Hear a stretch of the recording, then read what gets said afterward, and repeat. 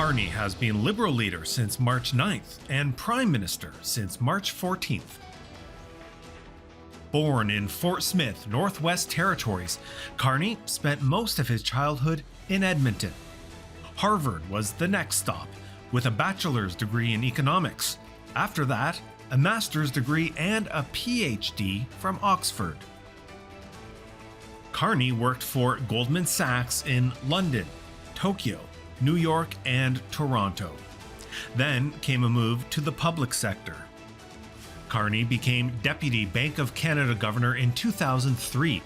Carney took over as Bank of Canada Governor in 2008 and started with a big interest rate cut, 50 basis points.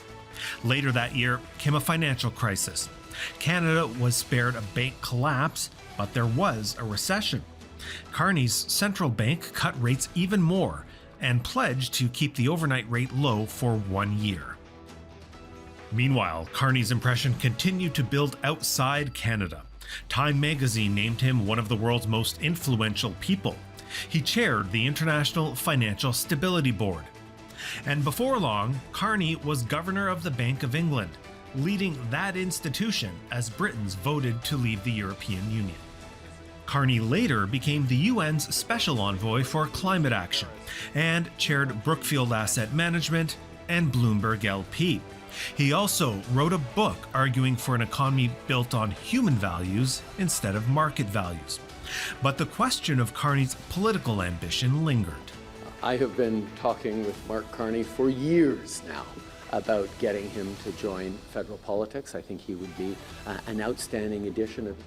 And last year, he was named special advisor to the Liberal leader on economic issues. If the Prime Minister of Canada asks me to do something, I will do it. I will serve. When Chrystia Freeland resigned as finance minister, there were reports Carney had been offered the job. And when Justin Trudeau announced plans to step down, Mark Carney stepped into the race to succeed him. I know I'm not the usual suspect when it comes to politics.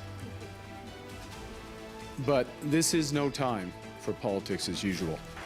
7 weeks later, it became official, and there was no doubt. With 131,674 votes, resulting in 29,457 allocated points, representing 85.9% of the vote. Mark Carney was now Liberal leader, followed a few days later by his swearing in as Canada's 24th Prime Minister.